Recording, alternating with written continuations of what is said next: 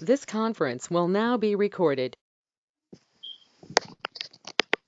Okay, hi everybody. Welcome to the April call. Hopefully everybody got to enjoy the clips yesterday. Um, but wanted to go around the room and see do introductions. So I'm gonna start with Heather. Heather, can you introduce yourself and explain how RMC impacts you? Yes, I'm Heather. This is my first meeting with you guys. I am 25 years old. I'm from Charlotte, North Carolina. I found out about MD Anderson through a friend of a friend. I've had RMC since January of 2023. I found out I was pregnant at the time of my diagnosis, and Dr. Massell treated me all throughout my pregnancy, and I'm getting closer to remission each day, but it has been the battle of my life. But I've got my healthy baby here and a wonderful family standing behind me, so I plan to beat this just as soon as I can. Oh, Richie, you're on mute. I was wondering if Heather could show her face just briefly. I know she's trying to put the baby to sleep, but I was just wondering. Which one has cancer? Sorry, I'm still trying to figure out how to work this app. Okay. All right, we'll move on. Oh, there we go.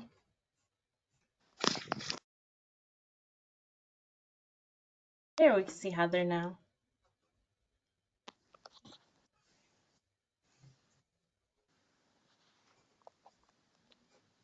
Lois, would you like to introduce yourself? Oh, you're on mute. Well, I'm from Greece, and the way that I'm related to the RMC community is due to my daughter, who battled for 2 years with RMC. She was diagnosed when she was 14 and a half. We tried uh, to she tried hard, and she battled really hard this horrible disease.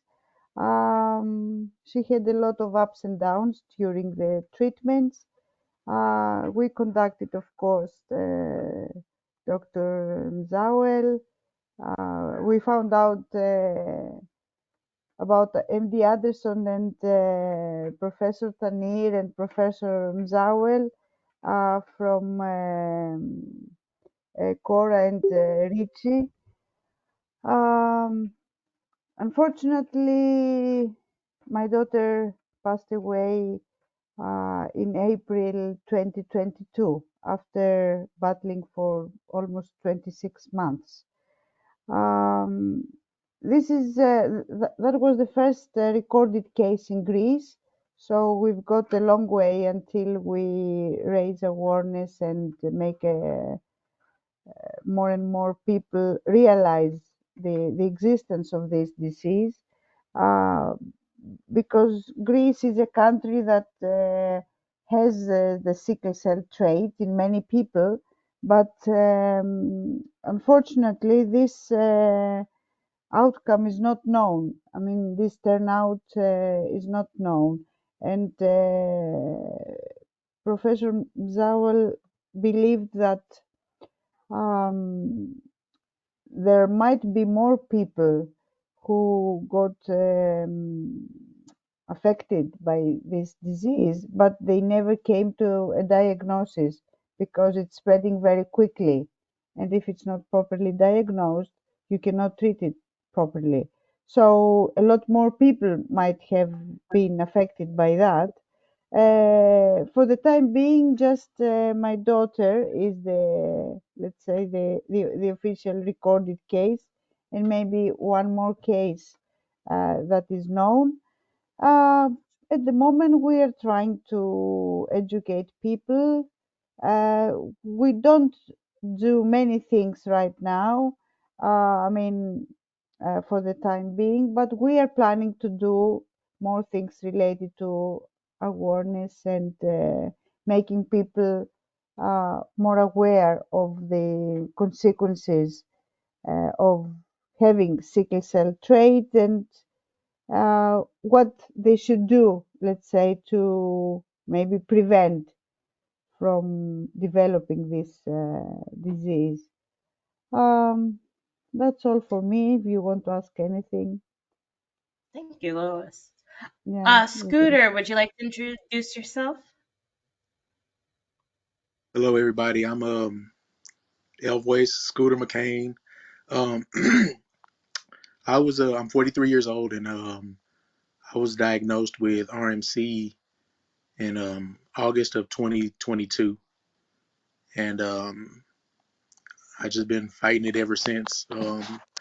Right now, I'm on my I've had like maybe 34 rounds of chemo, and I've had radiation therapy with Dr. Tang, and um, which I finished maybe a month ago. And like I said, I'm fighting it every day. So right now, I got chemo every week with Dr. Masao, and that's basically my story. Thank you. Reese, would you like to introduce yourself?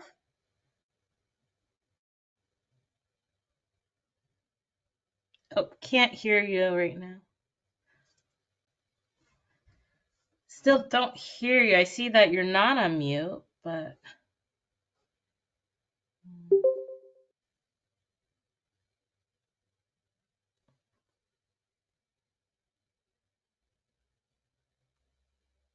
do you want to try to speak again? Maybe she can go out and come back in. That's a good idea. Uh, okay. Jennifer, would you like to introduce yourself? That's Jennifer and Antonio.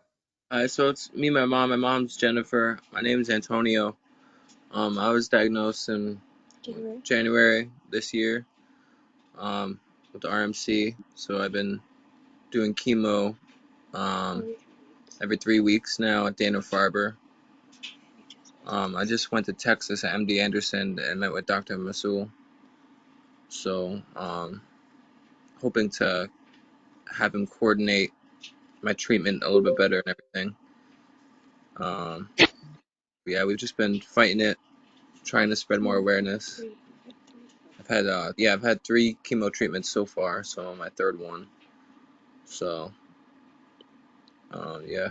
So you're 23. I'm 23 years Okay. old, by the Is way. it planned for you're 23, you said? Yes. Wow, so young. Um, Where are you located? I live in Western Massachusetts. Okay. and is the plan for you to get treated in Western Massachusetts and Dr. Masal do the consultation, or are you going back and forth to Texas? Kind of going back and forth now. I'm going to be getting PET scans at MD Anderson and some blood work and whatnot.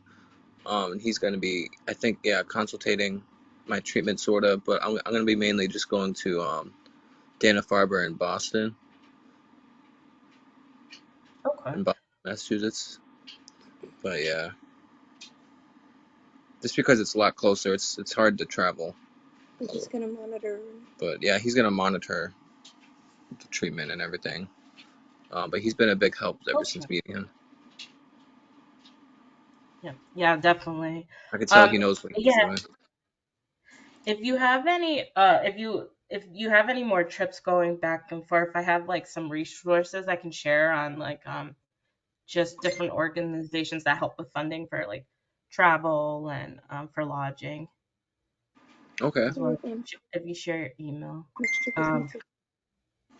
Yeah, our next trip is May 15th. So okay, yes, in a month. Yeah, my husband we live in New Jersey, and we would at some points he was getting treated in New York, but there was a point where we were flying back and forth to Texas every other week, so I found like different resources to stay at different places, and also like helping for like plane tickets as well. Yeah. So I can share those resources. If you put your email address in, I can send that to you. Okay. Yeah, that'd be great. Reese, do you want to try to see if we hear you? Yes, can you all hear me? Yes, we can. Okay, hello everyone. My name is Reese. I am El Voice's wife and friend of 30 years. Wife short term, friend long term. But pretty much I run his support team and additional research team from San Antonio. So I'm I don't really know what to say about his journey other than watching him has been devastating. I will say that. But also uplifting because of the resilience, you know. I'm around for whatever he needs, when he needs it, how he needs it, in addition to our family. So that's my role with it. Yeah, thank you for being here, and thank you for being that big support for him as well. I know means Hmm. like a lot to him as well. I could Definitely. definitely I could definitely relate to being the wife. So if you ever need to talk or need to come, just chat. Like I'll put my number in the chat as well, so you can reach out Okay, there. thank you.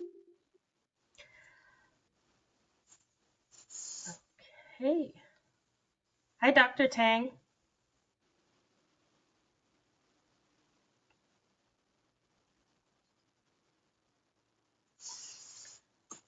Dr. Tang, can you hear us?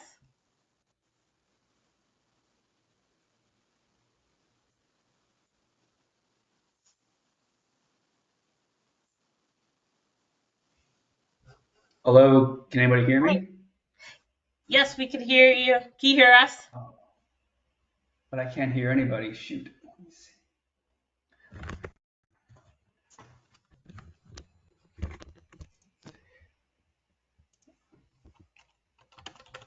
Unfortunately, I can't hear anybody right now. Let me see something different here. Um, Oh, I can hear you now. Let's see. you can hear us now? Okay, awesome. Okay, great. Yeah, what should be said? I unplugged it from my I have a bunch of monitors. I unplugged it from that. Okay, so what we'll do is pause right now so that we can allow Dr. Jane to answer any questions that you may have. It's my understanding that, there are several questions, and Dr. Chang, we appreciate you coming in to join us this afternoon, well, this evening. But I just want to give you a brief introduction of Dr. Chang so everyone will know who he is. Dr. Tang received his BS and MS in biomedical engineering from Western Reserve University and his MD from Stanford University. He completed his residency in radiation oncology at MD Anderson Cancer Center, where he stayed on as faculty. He is now an associate professor in the Department of Genitourinary Radiation Oncology. That's a tongue twister there. Yeah. His clinical interest focuses on using precise high-dose radiation to treat metastatic and localized kidney and prostate cancer, for which he runs several trials. We are just so excited to have you with us. And thank you, too, for participating in the walk this past, Oh couple of yeah, weeks my ago. pleasure. It's great to see everybody out there. All right. So the floor is yours. Oh, okay. Well, great. Well, thank you all for the invitation to talk. We you may have saw that we recently published a paper in renal medullary carcinoma looking at our first 5 patients, and it was a small number of patients, but we had some really good results. And probably some of you who may have read the paper may have figured out who you are on that paper, even though there's no identification, but you probably know just by looking at the chronology of the history of the patients who they are. But as an overview, that we found basically that when we give chemotherapy, usually Dr. Mazal does the chemotherapy, um, some patients can get rendered down to just a few spots of disease left over.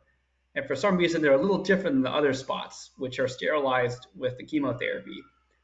And then when we just have these few spots left over, even though they could be growing, what we've seen is by doing radiation therapy, we may be able to control those spots, and that can, in some patients, lead to long-term time, remissions, essentially. So we found that radiation, when paired in the right context with drug therapy, can be very effective in this setting. The other thing about this cancer, renal medullary, is that from Dr. Mazal's work, we found that radiation there, that the cancer itself is actually prone to damage from things that target dividing cells. It's a very fast growing cancer. That's chemotherapy and that's radiation therapy. So things that generally are susceptible to chemotherapy are generally susceptible to radiation therapy, even at lower doses of radiation therapy. So, at this date, we haven't had any problems with a site of disease recurring when I give a definitive dose of radiation. It's always just the question is there other sites of disease left over? And can Dr. Mazal's or whoever's chemotherapy control those sites and take care of those sites? So we've had really good success with radiation therapy, and we look, with ever better, I guess, clinical understanding at who are the best patients to do and what and at what time are we doing this. So, any questions that I can answer for people? I know I recognize a lot of people on this call actually, so you guys are not all strangers to radiation therapy. Yes, I think somebody rose a hand. Aisha. Hello. Hi, Dr. Hello. Tang. I've heard of you. I have never met you. I am the mother of Gregory. He was, I don't know if you're familiar with him, but he has RMC. My son just turned 23 years old. He has had radiation before, and the radiation here, so you can see me. The radiation that he's had has been to his lower spine, from his S1 to his L2, because it had metastasized there. And recently, it metastasized again and moved up his spine, as well as to his brain. And he most recently had brain surgery. This is going to be news to everybody here, most of everybody here. He had brain surgery on Thursday, the 28th of March, and they removed the tumor. Um, and he's going to be doing radiation therapy. The doctor that he had for his back is Dr. Swanson. And he had today his MRI of his brain so that we can see how everything looks now. And they plan on radiating the area where the tumor was removed. So the question that I actually had for you was, when it comes to radiation therapy, is there a certain amount of radiation that the body can tolerate or can't take up to? I also wanted to question, is radiation therapy used in conjunction with chemotherapy at the same time, or is it often done at two different times? And does the radiation therapy that, from what I know of, Dr. Tang, you've primarily dealt with, I guess, the lungs and the lymph nodes. Um, I deal with anything except for the brain and the spine. oh, well, that could be why we haven't Yeah. met. um, but it has for him. It has when he was originally diagnosed, and he was diagnosed in. Uh, he had first symptoms in September of 2022, diagnosed in October 2023. We've been at MD Anderson since February of 2023. So it's been a little bit over a year. But when he was initially diagnosed, it was stage 4, so it had already metastasized from, it was his kidney to his liver to his lungs as well as to his lymph nodes. And since being on chemotherapy regimen, it has also metastasized to other areas. So we do know it's aggressive. I mean, it has been, but God is good because we are here and we moved here to Houston for treatment. And MD Anderson has been very well to us. And my son, he's a fighter. and he's fighting, and so are we. And we have a support of the RMC family. But those were my questions for you. I knew that that was the reason why I didn't meet you, because we Yeah. do have Dr. Swanson, and he's head, neck, and spine. So that's. But I just had those questions. And Yeah. one last question. I'm sorry. PET Yeah. scans.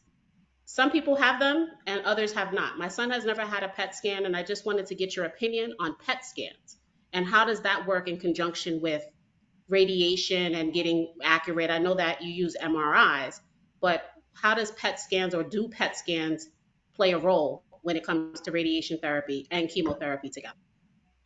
Yeah. So I'm so sorry Aisha, you're dealing with this. It sounds like it's quite a journey that you guys have been in, and I'm glad that at least that MD Anderson has been helpful to you. And Dr. Swanson's great. He's a great colleague of mine, so I know him quite well. Your first question, I believe, was can you do more, what's the tolerance of the body to radiation? Is that correct? Yes. Yeah. So the actual way that we figure this out is what did the normal tissues, so not cancer tissues, get with radiation? And then if we need to treat in the same spot again, how much more can we give before we give a bad side effect? Mm, So the way to think about kind of the limits of radiation is it's more where the radiation was given. So if you give radiation to the spine and the brain, they're not overlapping at all, right? Opposite sides, especially with the sacrum. They don't really affect each other.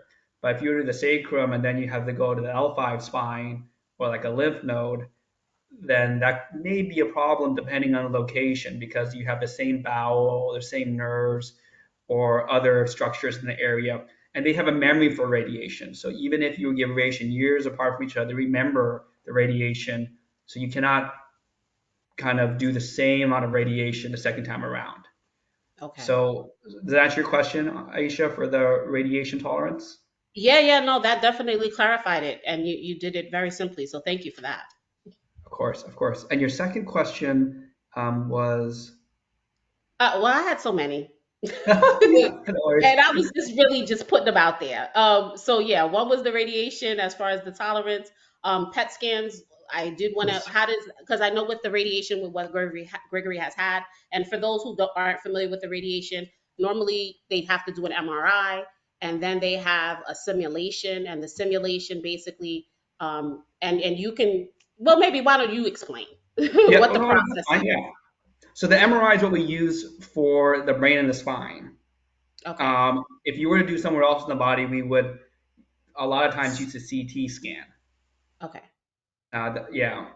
In terms of PET scans, I'm guessing Dr. Mazal is your medical oncologist, is he, Aisha? So Dr. Chenier is. I have Oh, yet to Janine. meet Dr. Mazal as well, but Dr. Chenier is. We came here for Dr. Chenier because that's how we found out about the RMC community through him. Yeah. And of course, Dr. Janir is excellent. He's the mentor for Dr. Mazal, as people might know.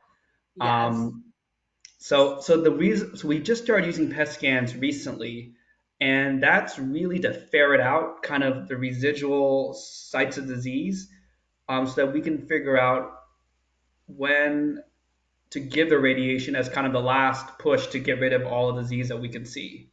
Okay. Now, if your son's in an unfortunate position where there's just too many, where we're not going for all the spots, then maybe a PET scan is not as helpful in the situation.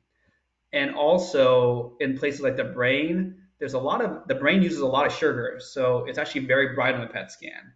Hmm. So a PET scan usually will not help in places like the brain. Okay. Okay. Well, thank you for clarifying that as well.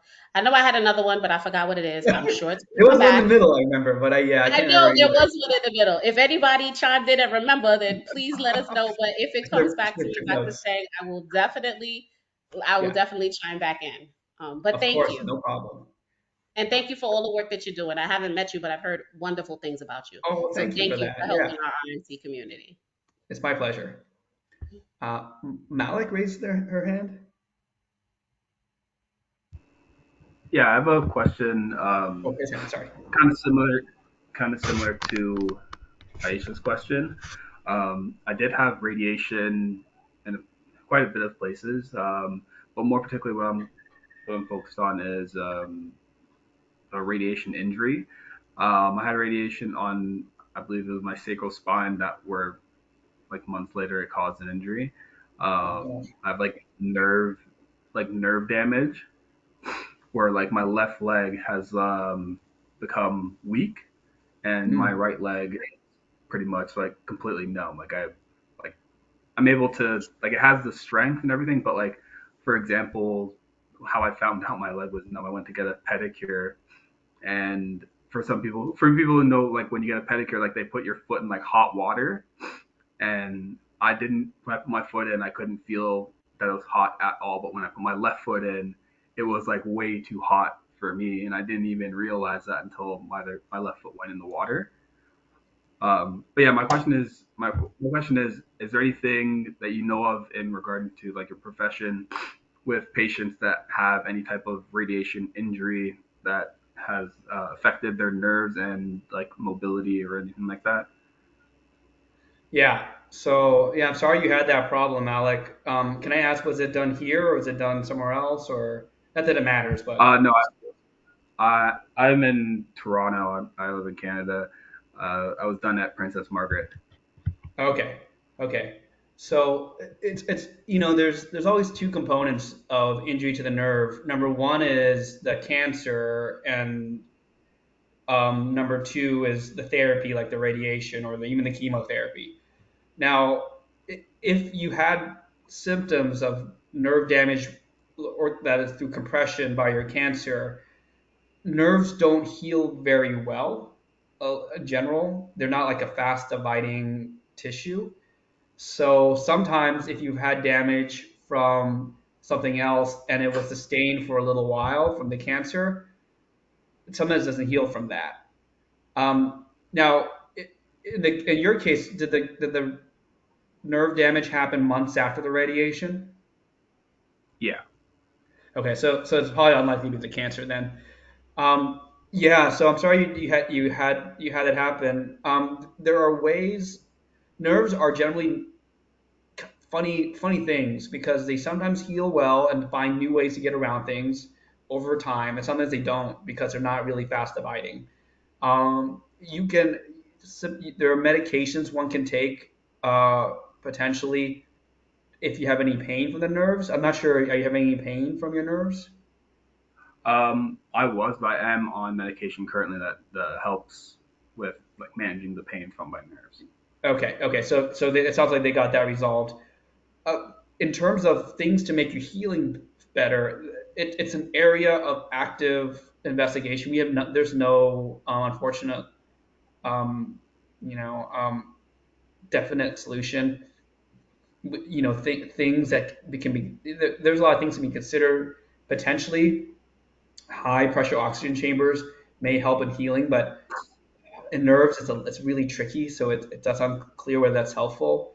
Um, Other than that, it's just there really isn't too much one can do, unfortunately, when you've had a nerve injury, other than kind of address the symptoms with medication. Oh, I'm there.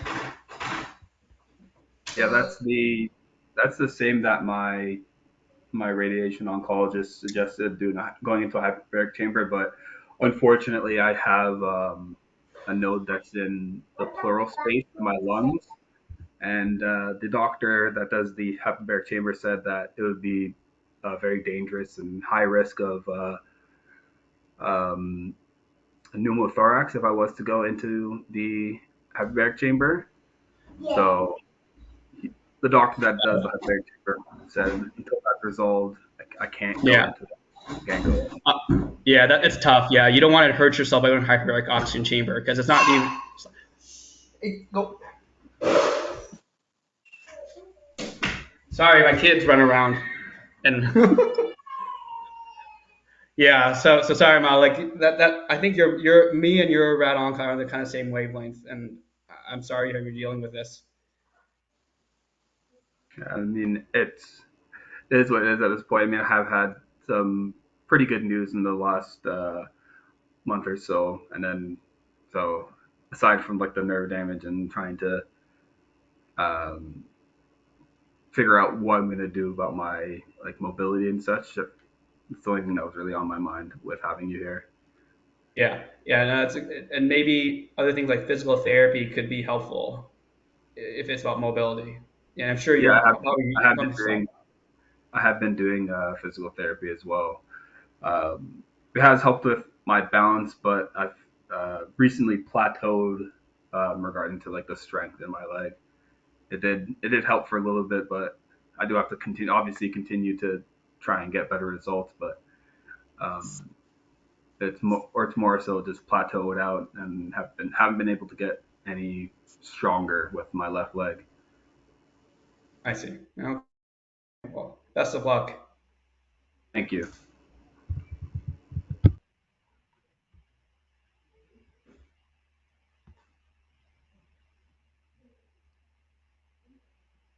Okay, does anybody else have any other questions? I do. I have um tumors in both my right and my left lung, and um we've been doing chemo on them. Dr. Masal's been treating me from afar. I'm in Indianapolis, Hmm. but um how do you determine who's a candidate for radiation and who's not? Yeah. So if Dr. Mazal is your doctor, he knows we've kind of developed this paradigm together, and he's very aware of kind of when we can pull the trigger. It's if we're down to the point where we only have up to maybe 5 sites of growing disease, it's something that we've often considered for radiation, or large or growing disease. Anything more than that, you start to worry that if we can control those spots, but does it matter to control those spots? If you have, if you have more than 5 and we're only controlling a subset of them, it may not be beneficial. And when we add on more sites of disease, it gets technically challenging, and potentially more side effects. Um, but it's something that we always are trying to figure out and push a little bit more with Dr. Mazal. So a line in the sand is 5 spots, kind of. Okay, So thank just you. to Aisha, clarify, was it 5 spots or 5 times? Oh, Because like I know that, five yeah, five because I know discrete that you may different have, nodules. okay, so say it, clarify that. I'm sorry. Yeah, no problem. So 5 discrete different areas. So does that mean that you can have radiation to those areas multiple times? Because from what I was understanding, depending on the type of radiation you have, whether it's targeted or whether it's more like a general area, will determine how long the radiation works. Like maybe I'm confused. No, no, she asked, when do we consider a consolidative radiation approach, like to Okay. try to take care of all the disease? And then Okay. I said, generally with Dr. Mazal and I, we consider it when there's maybe 5 spots of disease or less, and then we are going to go be aggressive and try to use the radiation to control the disease. Does Oh, that okay. make So sense? no, it does. But the 5 spots doesn't necessarily mean like 5 lesions. It means 5 areas of the body. It could be 5 lesions, but like, yeah, I say 5 spots because sometimes when lymph nodes occur, they can be multiple in a chain, and then that we can take care of with one kind of area. But so it can be a little different depending on anatomically what we're talking about. Okay, I understand. But can you receive radiation to a particular area multiple times? It depends what dose and what are the normal structures, like with the organs that are around that area The that was area. radiated. Okay. Yeah, Thank you. Aisha, no problem. I think your other question was if you could get radiation done and chemotherapy at the same time. That was, You yeah. absolutely right. Thank you, Oh, Carissa. Thank you. yeah, no, yeah. Good question. So some chemotherapy, yes, and some chemotherapy, no. Ooh. So we have done, like, for instance, carbotaxol. with radiation therapy, and that's been something that's been done many times in lung cancer before. So they could just go on the same time. Um, some things like adriamycin we try to avoid with radiation therapy. There's can be side effects with them. And then other times when we have like just a few spots, we can do radiation very quickly in between chemotherapy cycles and maybe push out a cycle by a week or something to give a little bit more room. But we do that strategy sometimes when we're doing more short courses of radiation. Can I have a follow up on that? What about like immunotherapy? Is it similar situation? Yeah, except we don't do as much immunotherapy with, in RMC these days. Seems at least Dr. Mazzala hasn't been doing it. But immunotherapy, actually, we've been doing radiation just with immunotherapy for quite a while now, without any breaks in the immunotherapy, and we haven't had any problems. So immunotherapy works well with radiation. There's no added or synergistic side effects between the two.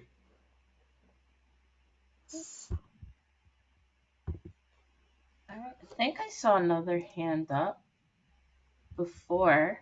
Oh, Lois. Yeah. So, w- can we say that the more spread the disease is, the less effective the radiation is? Have I understood it, or it's not the case? Well, the way to think about it, the way I think about it at least, is radiation can control the sites that we target, right? Okay. But if you have many sites, then Okay. there's no advantage of controlling just a couple of sites when you have many more sites that aren't controlled. Yeah. So So it has to do with the, let's say, with the degree that the disease is spread throughout the yeah, body. Yeah. yeah, Okay. disease is spread or disease is currently active, because we do Okay. know that the chemotherapy that's given by Dr. Tanier, Dr. Mazal, it can get rid of some spots completely. So we Yeah. look at the amount of active disease that's going on, at the time when we're considering radiation. Yeah. Some spots uh, can be gone, but after a while, some others pop up. You usually see that with RMC, Yep. or even the same spot Yep. comes back after a But what while. we're seeing, what we believe we're seeing with RMC is spots jump from one spot to another spot. Yeah, yeah. So the idea with the radiation is that we're going to halt that by taking care of all the spots that are left over. Mm, And there could be a couple of microscopic disease left over, and then that's up to the chemotherapy to control. But we want to stop this spot to spot jumping that's happening yeah, with the RMC, and we want to be able to do that at a time when the spots are as small as few as possible.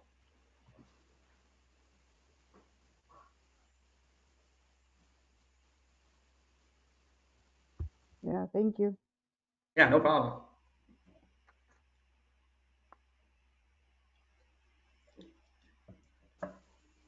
Anything else? Yeah, I did. I have a question. I'm sorry. I was hoping Gregory.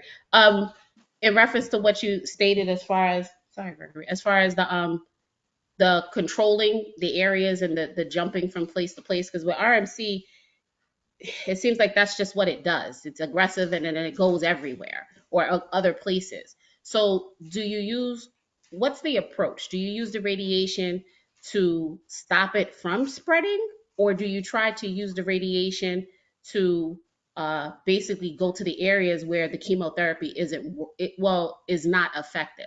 Like because Gregory, he's been on chemotherapy for quite some time and he's had different, as with I'm sure everyone, different medication regimens when it came to the chemotherapy, which have had it decreased, which has had it um, be stable. But then we found that it's now going elsewhere. So, what approaches do you use? Do you use the approach of trying to then treat the areas aggressively where it spread to? Or do you say, okay, well, we have to get this under control under the chemotherapy basis first before we get aggressive with the radiation? Yeah. So that the approach is what you said on the latter part. We basically want the chemotherapy to control the disease until you're down to up to 5 spots of active disease. and then we go in with the radiation to kind of clean it up. A lot of times, those 5 spots, for some reason, are somehow just resistant compared to the other spots. And a lot of times, they may show a little bit of growth too on that chemotherapy. Okay. So the worry is that those spots, which are somehow different than the other spots, will spread out eventually, and then all the body be then resistant to the chemotherapy. So at Mm. that point, when we have 5 spots or less, then we'll go in and take care of them with something that's not chemo, which is the radiation, to prevent them from spreading out. So it has to get down to a nice state of just a few spots before we do that. And you said active. Can you just clarify what you mean by active?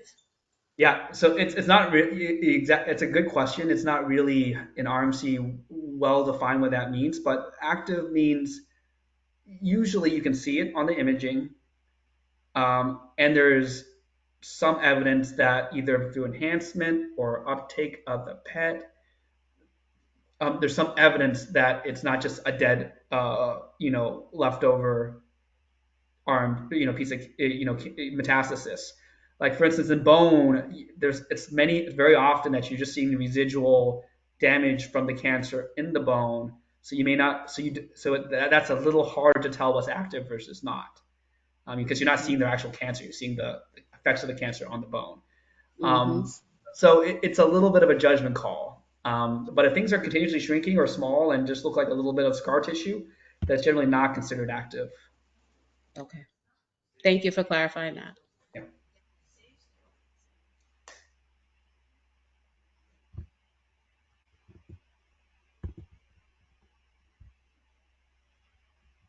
Are there any more Any other? questions for Dr. Tang?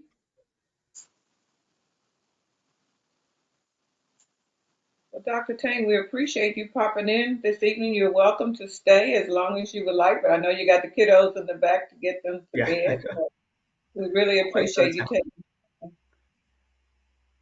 out of your Yeah. busy Well, schedule. thank you all for spending this time with me. I think you have my email, Richie. So if anybody needs to contact me for any more questions, just share my email. It's all good. Happy Okay. to answer any more questions. And then I recognize a lot of y'all. It's good to see y'all again. And for those I don't recognize, happy to meet you. And you know, keep up keep up this amazing support group and helping each other out and fighting this cancer.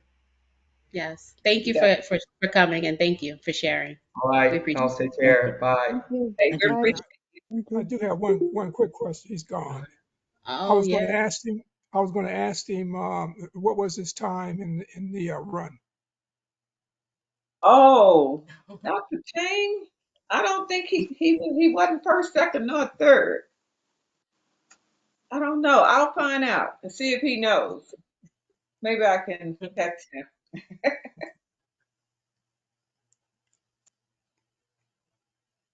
All right.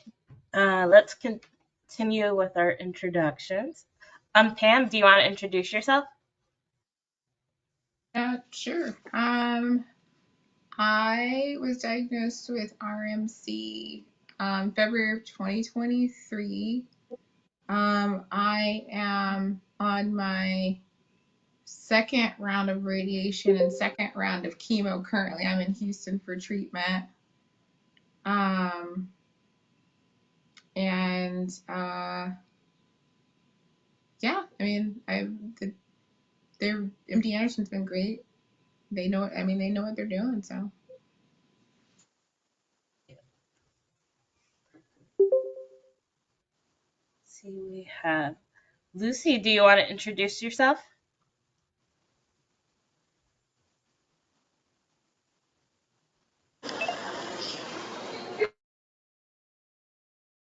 Hello?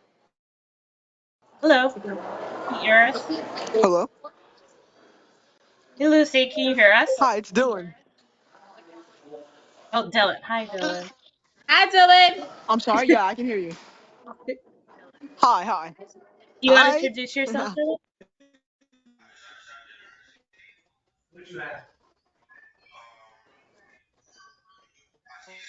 Dylan, would you like to introduce I yourself? just finished. I think the connection is bad.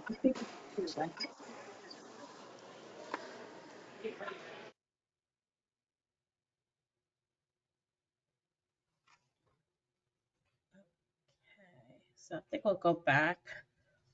Malik, would you like to introduce yourself?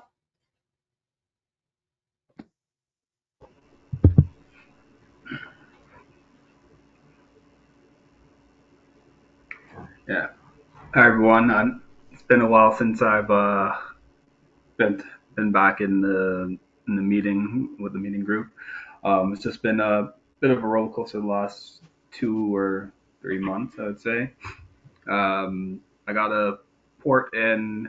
I guess my whole update would be that I got a port in, and at the time I got infected, so I was in the hospital for about a month and a half dealing with the infection, just up and down roller coaster with them trying to figure out what I was infected with, and then going through the time to actually try to treat the infection. And then once I was able to actually go home, I still had to take the medication and then had to go back in the hospital to get a PICC line put in so that it would be ready for a time when I actually do end up having chemo.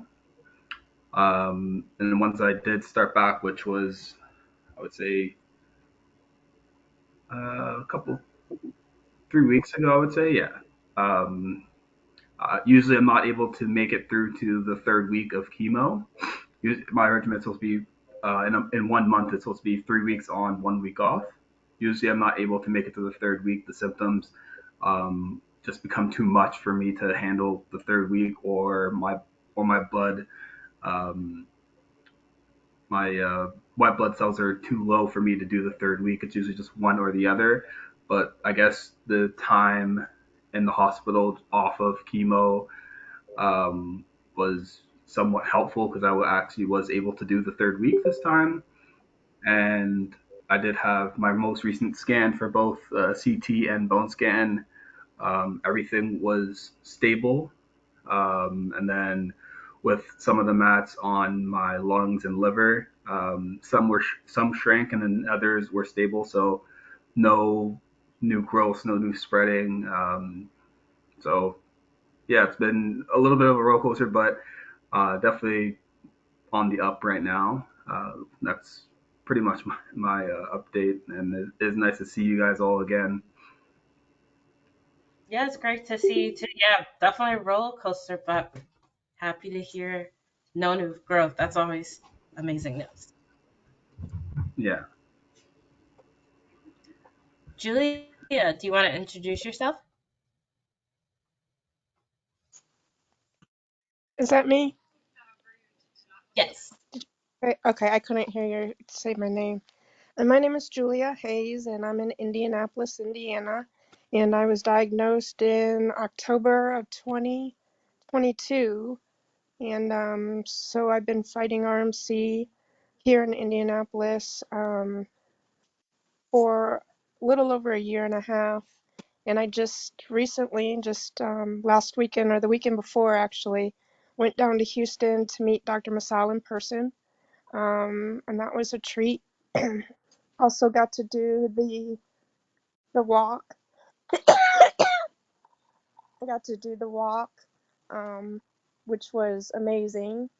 And so I was doing really, really well while I was down there and the week that I came back. And then I just had chemo again on Friday, which kind of has knocked me down, which it normally does.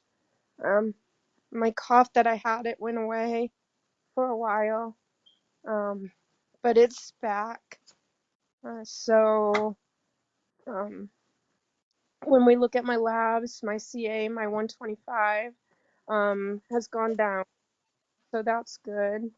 Um, and then I won't have scans again until um, for another 4 weeks. I'll do scans in 4 weeks. So hopefully in 4 weeks, when my scans come back, they look good enough, or maybe I can go down to Houston to meet with Dr. Tang and do radiation on my lungs. Um, that's the goal. And for those of you who have been on for a while and know that I've been trying to get my insurance straight for a long time, it feels like.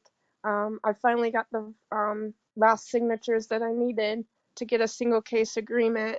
So my insurance is all good to be able to get treatment down at MD Anderson in Houston.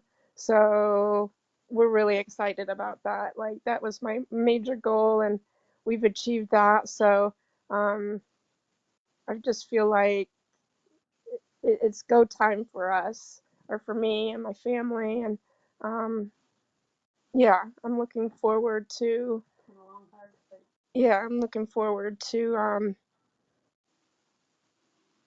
you know, doing what I need to do to come up with clear scans like a couple of the other people on our call.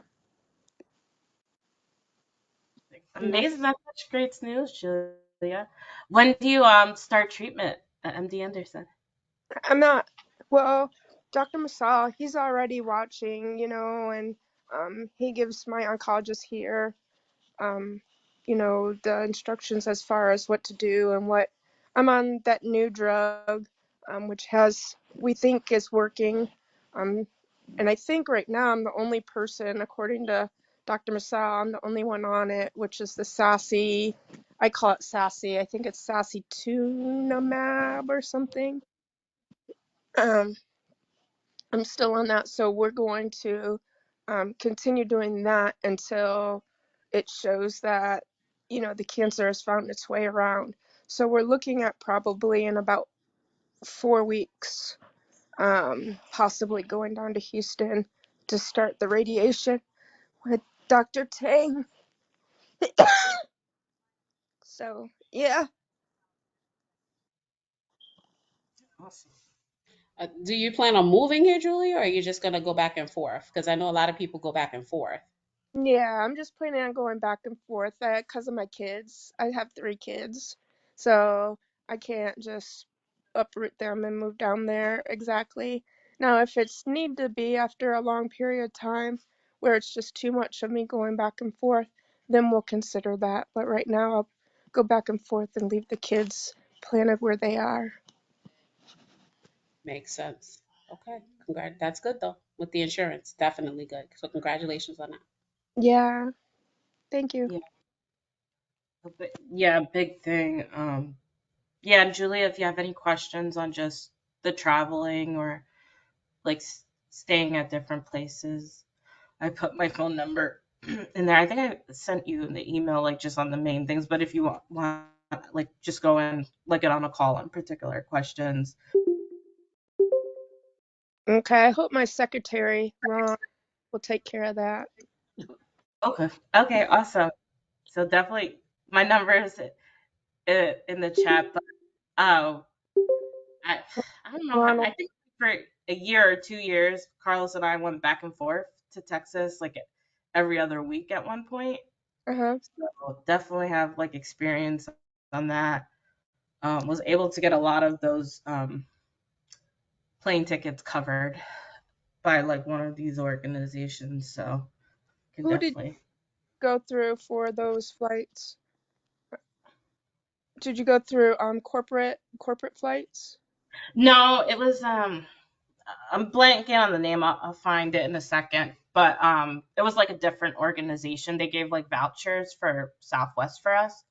Okay. So like they gave us the vouchers and we were just able to book the flights. So that made it like pretty convenient Yeah. um And there. Lucy had mentioned too that there is an organization that she get flights through that you can even do it on the spur of the moment. So I'm trying to get that information from her so that I can share it with you guys.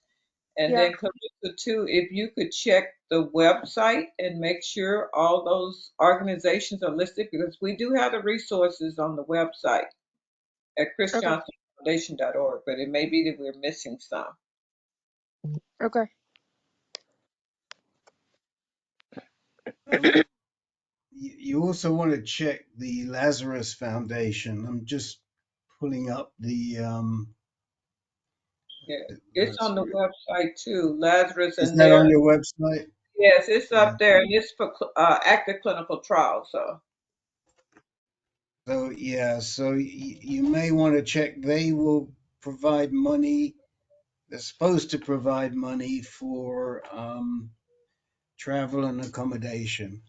It's on the website as Ms. Ritchie says, but I just put it in the chat window for you too.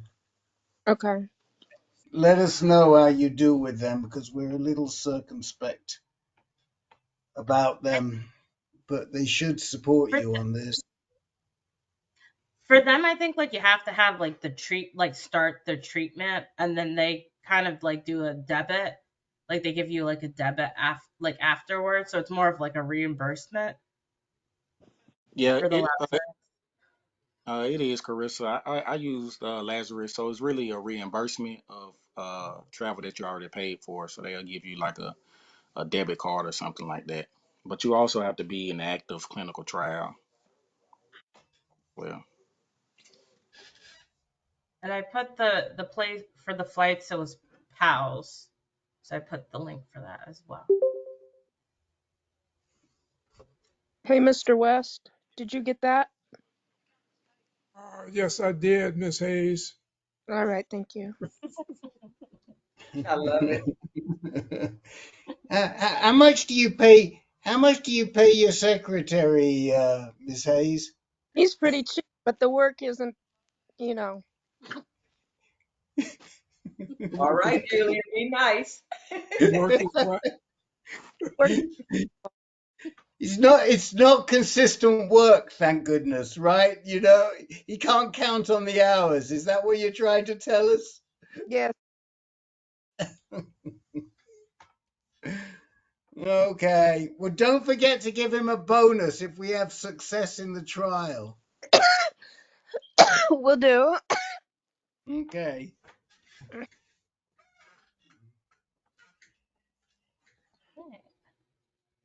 Brian, do you want to introduce yourself? Hi, everybody. My name is Brian. I got diagnosed with RMC back in April of 2021. I've gone through multiple rounds of chemo and radiation. I think I went through, and I actually was on a clinical trial as well. And uh, been battling it for over 3 years, but up to about a year ago, I've been NED, which is no evidence of disease. So right now I'm just pretty much just going in for scans every few months. I actually have scans next week at MD Anderson. But yeah, it's pretty much where I am right now. So Thank you, Brian.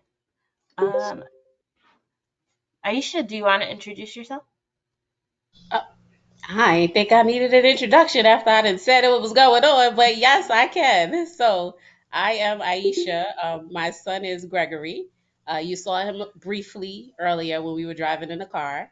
He was first symptom in September of 2022. September of 2022. It seems like everything just runs together.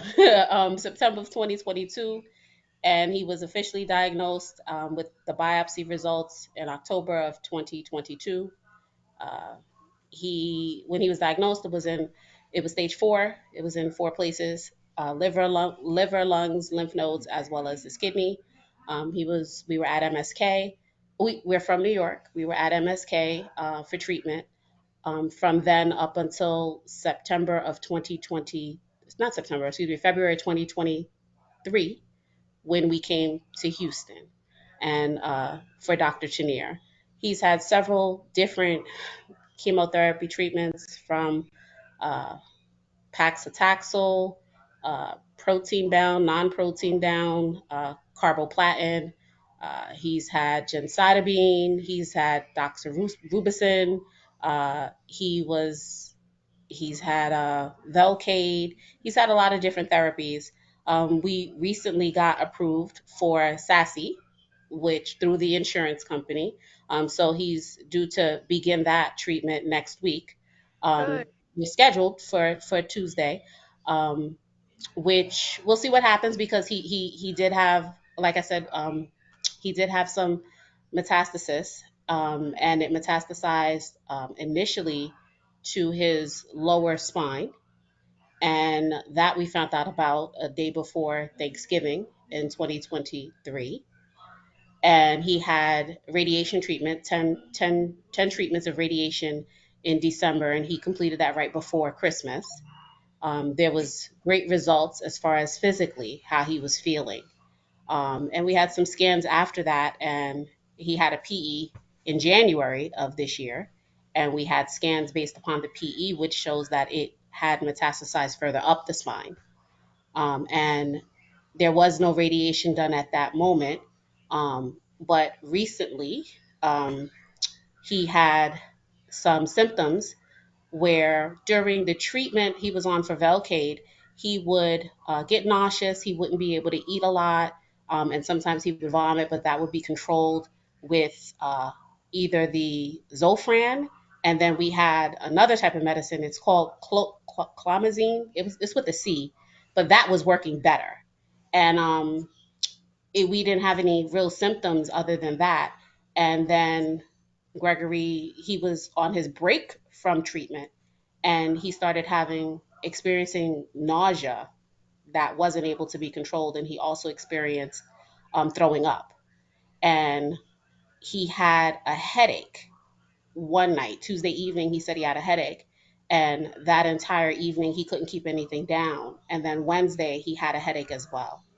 Um, so we reached out to Dr. Chenier and he said to go to the emergency room, which we did. And they did the CT scan, and the CT scan showed a tumor in his brain. And they did an MRI, which gives more detail. And he had brain surgery the next day, which was 2 days before his birthday. The surgery was a success because they did remove the mass, and now he's going to be doing radiation for that site. Um, and we're hoping we're very thankful, and not only are we thankful to MD Anderson, we're thankful to this community, we're thankful to Richie and all of the support that we've had in being here. um, and I know that I didn't really want it to share this with the community because I didn't want to discourage anyone, and I didn't want anybody to like be down with what we're going through. But we are very optimistic and we are very positive. And even despite what we've been through as of the last 2 weeks, we still don't have a bad outlook and we still don't feel badly about anything that we're going through. We know that this is part of his journey. And I just want to tell everybody that everybody's journey is not going to be the same.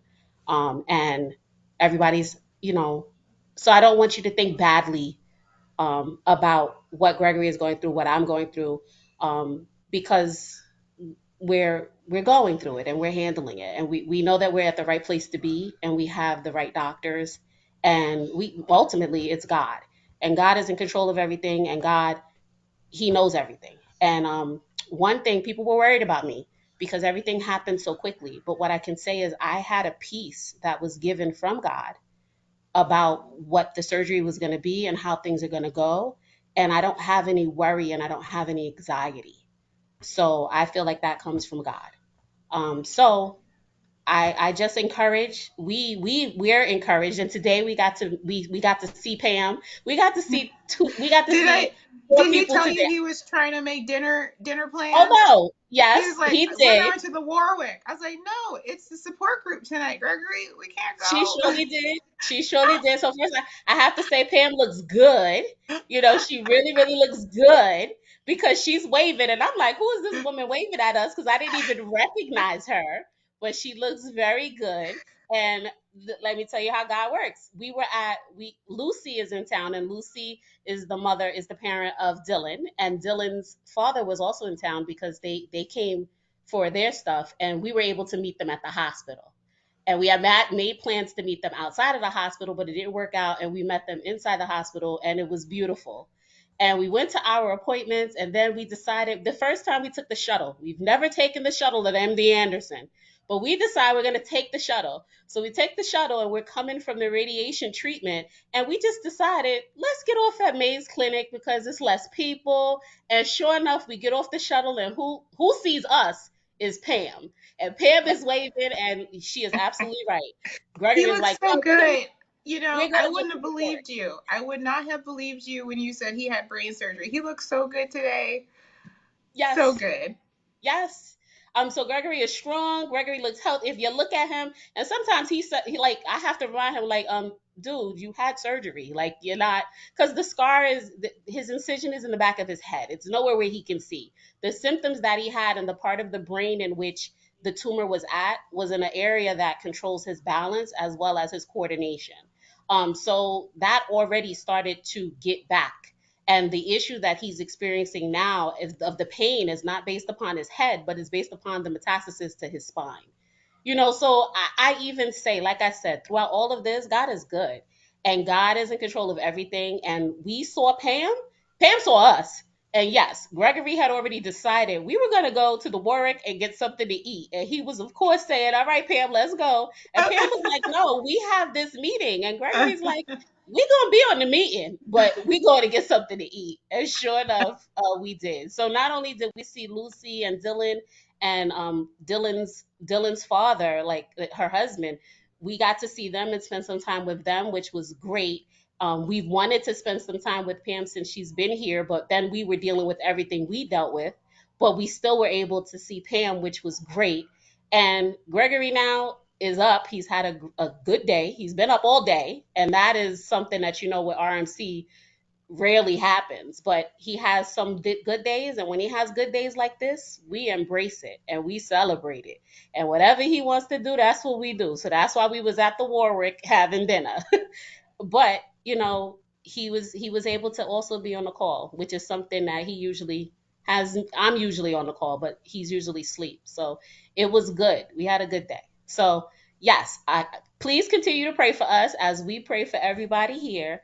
But our story and our journey is not yours, and we want to encourage you because we are encouraged, and that's what I would like to say. But yeah, that's us, and we're still fighting. Thank you, Aisha. Thank you. Oh wait, Surprised you one other coming thing. on. One other Mhm. thing. I'm sorry. I want to meet. And I know that I don't. I the name. I didn't hear the name, but the young man who is 23 from Boston or from Massachusetts, rather. There's more to Boston. There's more to Massachusetts than Boston. But the young man that's in Boston. Whenever you do come, I know you mentioned that you're coming in May. We would definitely love to meet you, and to meet your family. Just so that you can just be close and see and meet another person that's not only close in your age but is also going through or have experienced chemotherapy. You're in the beginning of your journey, so we would definitely like to encourage you. And if you have any questions or any concerns, please, I'll leave my number. I'm sure you know Richie has my information, and you can always contact me regarding that. But we definitely would like to meet you, and any of assistance we will be there for you with any questions or anything. So, but nice to meet you, and I'm glad that you came to the meeting. Thank you. It was nice to You're meet welcome. you. Thank you. Okay. Ron, would you like to introduce yourself? Sure. My name is Ron West. I am Julia Hayes' father and secretary. And oh, well, Julia pretty much said it all, summed it up. It's been a journey. Um, Julia likes to start with October when she got her diagnosis. I always like to start the month before when she had the symptoms, um, which were traumatic as well, and an experience. But fortunately, we got connected with the right group, and this is it, and we get the best information and the best support too. That has been helping us do this. Um, we were very happy to see most of you at the walk. Uh, that was extremely enjoyable, and and to share all that love, and it gave us more peace of mind too. Um, and now we can really put together faces and voices and smiles and um, and it's like talking to family, and we really appreciate that. Thank you all. Thank you, Ron. Roxanne, would you like to introduce yourself?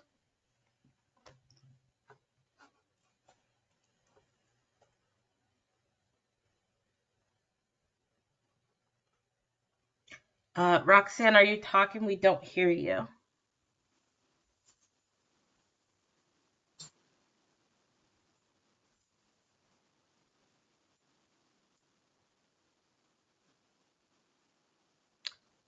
Roxanne, do you hear us?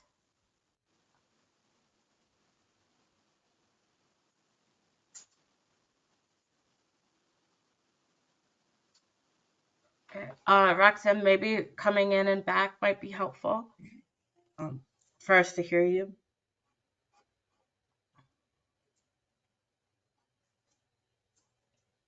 Daniel, do you want to introduce yourself? Daniel is me. Yes. Oh, other Daniel. Hello. Hello for everybody. My name is Daniel. I'm the father of Nicolas, who is in this moment 16 years old. And we live in Colombia. And Nicolas, when he was 12 years old, was diagnosed with RMC. And now, every single 4 months, he passed his control and his scans. In few days or weeks, he have the following because the last one was in January, end of December, the beginning of January. After he was diagnosed in 2020, July was the first surgery, June 2020, and now he will have I think 1 year and a half, 2 years free with the scan. Now he's 16 years old. It's a very nice teenager, but he's a teenager. He was a child, and it was very easy to be with them when he was a child, and now it's easy too, but he's a teenager, and he go out with the car because now he knows to drive. And Medellin is not a very nice city. Well, it's a nice city, but it's not as safety maybe like in USA or in Europe city. So I was afraid are the typical afraid of parents of teenagers. And well, we moved to in the last 3 or 4 meeting. We were not with you. We we today I'm out of my city of Medellin. I am in another city. I'm in a room alone. So I say, well, perfect for me to listen you to send you all of our energy to share, to listen, to see Richie, Andre, Brian, all of you, Lois, of course, and what to say? No, Nico, I think in May he will travel for the first time to USA with a friend. Go to USA to the parks of Disney and all of this Universal. It was one of his goals in the life to go at least one time to this place, and this year they do it, and we are happy for him. And so we try to give all the best experience, all the experience he wants. We like parents, we try to give to him, and well, and that's all. We Diana is now absolutely tired. Well, we have a child, and you know the experience to go to the hospital to be family of somebody who is ill.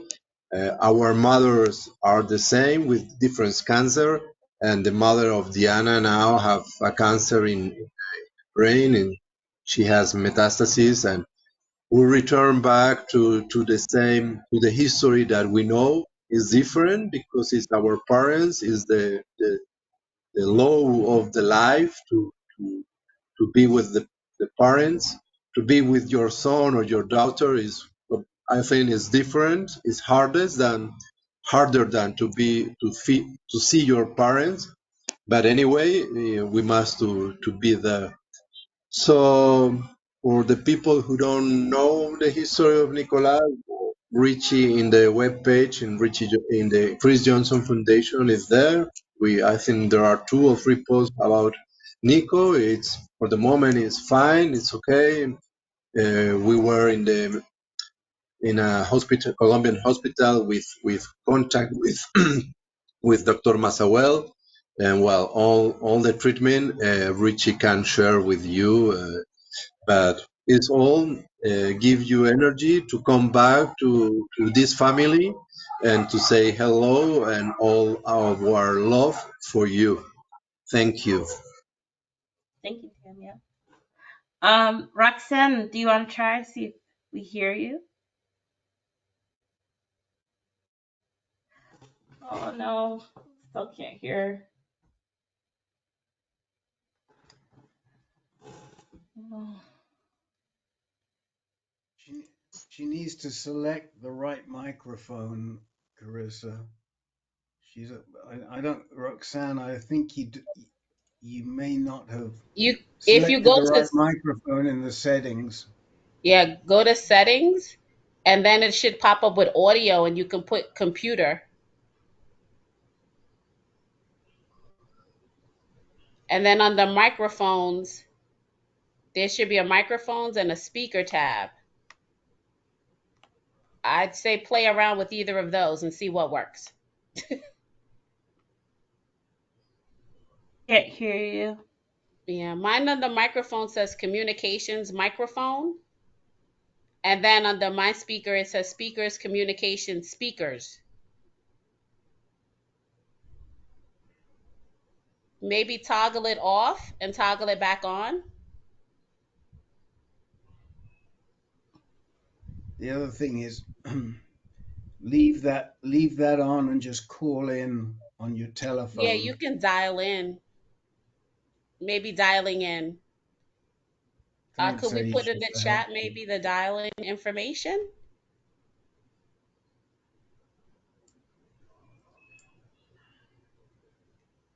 Yes. Okay, she's calling. Yeah, I think Well, so. while she's calling in, Andre, do you want to introduce yourself? Yes, I can chime in. Um, Good evening, everyone. My name is Andre. I'm also a moderator for the group. So it's good to see everyone this month or whatever, and good to see everybody in person that came out to the walk last month as well. Yeah. Um, just a quick background. I was diagnosed with RMC April 2019.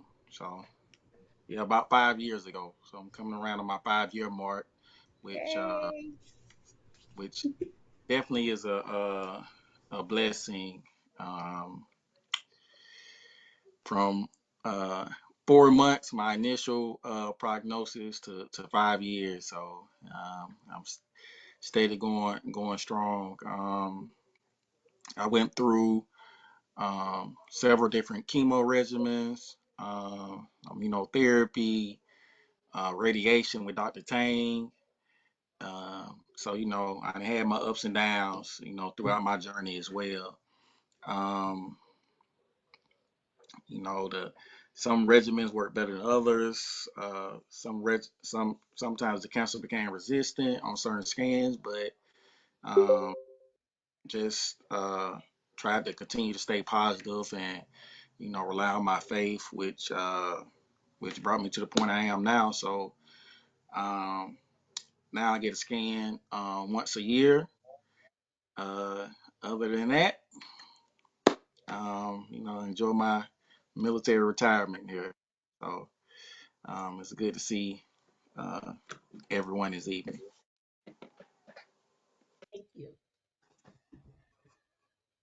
Roxanne, is that you dialed in your phone? Okay, this is me. Can you hear me this time?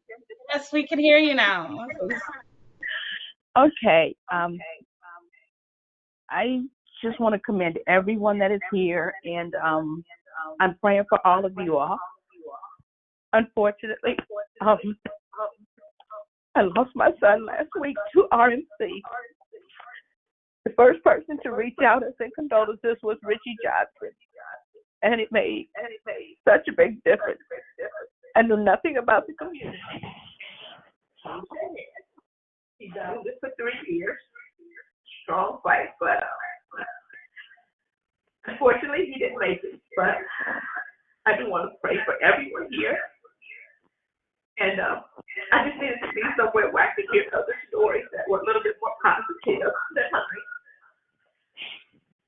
And I just needed to be here. I did. So, and we are in North Carolina. I'm in North Carolina, and we did live in Indianapolis, but we're here now. So I wish I'd known about the community earlier.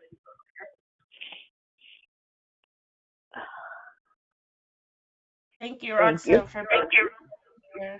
Roxanne, I want to say definitely my condolences, and I know our condolences, and we all feel the same way. And this community is here for everyone. And please, please be a part of the community and continue. And I know that it may be hard for you, but we we're here for you, and we appreciate the prayers, and we're here for you. Thank you. Thank you. Thank you. We're so glad that you joined us this evening, Roxanne. I can put my number in the chat and I'm free to talk, anytime. I know how difficult this is, but please know that we're here for you. Yeah, Roxanne, I just want to say too this.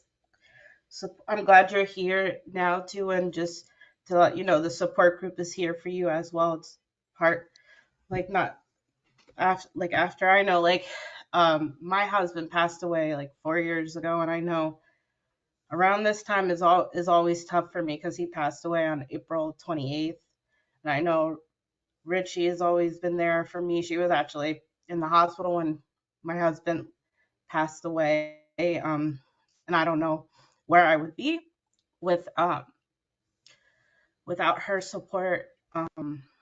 And this is one of my motivating factors, like being here as well and supporting you guys. Um, so definitely here as well. I'll put my number again in the chat if you ever need to talk as well. Um, I know sometimes it just comes out randomly and you don't know when you don't know when you need to talk to somebody. You just have those moments sometimes. So don't don't be shy. Roxanne, would you Thank you. mind putting your email and number in the chat? Okay. I think I can figure that out. Okay. If not, you have my number. You can text me.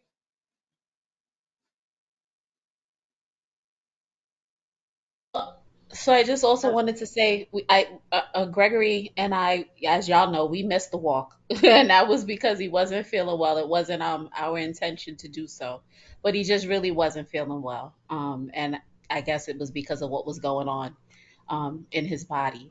But we didn't know what was going on, and there wasn't no clear symptoms as to what was going on. So I did drag him out so that we could meet Julia in person and Ron in person, as well as Heather and her baby, as well as her mother. And that was something that we definitely enjoyed. Andre was there with his sister as well. So and so was Alexa, and so was the other Brian, not the Brian that's on this call, but Alexa's Brian. And we had a good time. We didn't stay for long because Gregory didn't feel well. So you know what he was dealing with. And that was on a Saturday, and on Wednesday we were in the hospital and he was having brain surgery on Thursday. So please excuse us, but we do plan on being there for the next walk because we wanted to be there, but we just couldn't. But we look forward to next year and being there. And that's the plan. We know you'll be there. I had an opportunity. Oh, I don't know. It's not my time. Can I talk? You can talk at any time. Go ahead. Well, the walk was a huge success. We had over 600 people worldwide that participated in the walk. We had, and this was a little bit different this year, and it's because the dates didn't line up all on the 23rd, but I like it this way because we were able to have activities throughout March. It started out in California the week before the walk here. We had an organized walk that was done in Pasadena, California, in memory of Dr. Anna Maldonado. And then, of course, we had our walk, and then we had another organized walk in California at the same time. And then, of course, Nicola with Ricky Casey Trust, they ended their marathon on the same date, the 23rd. We had the pleasure of meeting Heather, her beautiful baby and mom. We had an opportunity to meet El Voice for the first time and Reese. And then, of course, Andre was there. And then we had Julia and Ron. It was just such an awesome event. Did I leave anybody out? And then the following. Alexa, Oh, Alexa. that's right. Alexa was there. Okay, because I didn't see Alexa that much. I'm telling you, it was so many people, and I was just running around. But it was a beautiful, beautiful event. Also, Greece had two organized walks, and they ended Kidney Cancer Awareness Month on the 30th, and they had a beautiful turnout. One was in Crete, and then where was the other one, Lois? What is? I can't pronounce that. A something. Acha. Where was it? Oh, you're on mute, Lois.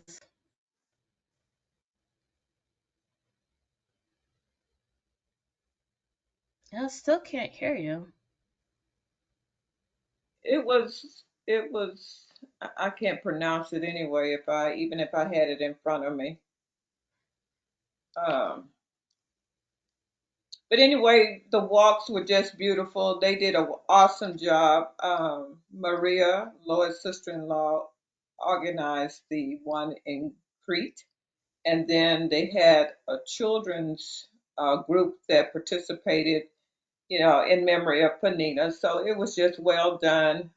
We had other people walking in different states, and we also Karen's husband and daughter were there, and it was a highlight this time because Gabrielle, for the first time, spoke about grief and losing her dad at an early age of 6. And I have to give it to her; she did a remarkable job. It's been now since 2012 since her dad passed, my son Chris, and this is the first time that she's actually talked about her journey with grief, and this year she will be graduating in May. So we're really proud of her. She's now 17. But the walk was just it was just great. And I don't know if those that were there, if you had something to say. And I actually caught Julia. We have her on video. She actually walked. And then Heather's beautiful baby. I mean, the stories were just phenomenal. And that's the difference that it makes when people can actually hear the stories and actually see the patients or the individuals diagnosed with REMC. And some have done well and others haven't. But we did miss Gregory. However, I did go see him on his birthday at MD Anderson. And then I had an opportunity to meet Antonio and Jennifer, and they also walked in Massachusetts. They had their little group together. So, we can all participate. If we're not, physically here, you can participate virtually, and we look forward to an even larger group next year. So thank you to everyone.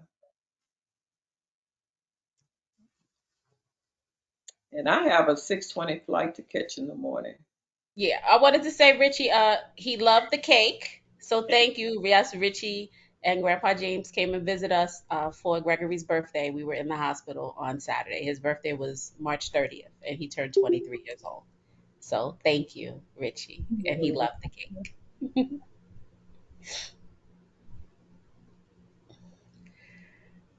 Um, I think the last one to introduce is Curtis. Would you like to introduce yourself? Sure. Can you hear me? Yes, we can hear you. I'm Curtis Freed. I'm one of the board members of the Chris Johnson Foundation, and I would just like to say I got on tonight because I just wanted to say hello. But since I was hearing all of the stories, I passed up something else that I had to do. But it is great to see you all. It's always amazing to me to hear the stories. And I just want to say to Roxanne that we express our sympathy and send our condolences to you and your family. I know that there's nothing that I can say that makes you feel better, but I do want to say at least that. So, to all of you, keep pushing. That's my best word. So, y'all And just keep pushing. Curtis was our number one fundraiser. He raised right at $11,000 for us. So we really, really appreciate that, Curtis. Sure, you're welcome. I enjoyed it. The walk was great. It was great to see everybody there. So um, we just want to keep doing what we're doing. So thank you. Thank you. Great. Before we close out for the night, did anybody else have any other questions or comments? No, thank you. Andre, do you want to do your usual close? I just want to say I love everybody. We Mwah. love you too. Send you love and a big hug. Yeah, definitely. I can get on here and say a few words, Carissa. Sure can. Um, as always, it's good to see everybody's faces. Man, I heard a lot of good news, and um, heard some not so good news. But we're gonna stay positive as always. We're gonna keep pushing and keep moving forward, and um, to the ones that we have lost to RMC, we're gonna continue to carry that baton for them and pushing forward to nobody um, has to suffer a loss um, from this devastating disease. One thing that Dr. Messiah promised us, he's gonna keep fighting and pushing until there is something that um, can cure this disease. So um, as always, uh, thoughts and prayers to everyone in their journey, and to the caregivers. We appreciate you guys so much for sticking by us during this journey. So thank you for chiming in too. Even though sometimes we may call you a secretary, we appreciate you for everything that you do. So um, stay positive, stay encouraged, stay blessed, and always continue to keep the faith.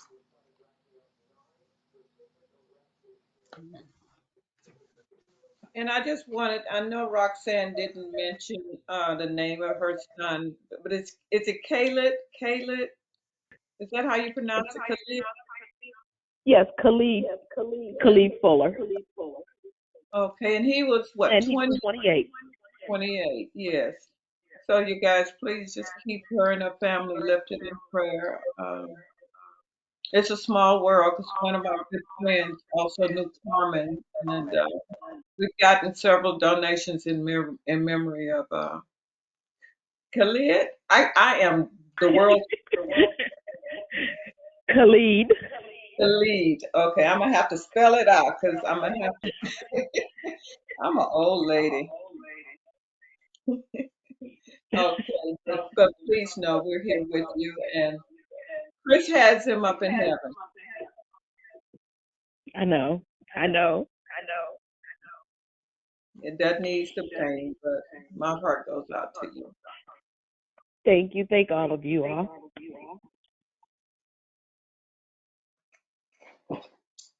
Well, ladies and gentlemen, we're gonna call it a night. I'm traveling to Atlanta tomorrow. I'll be gone until Sunday, Leadership Summit, and please pray for me up in that plane.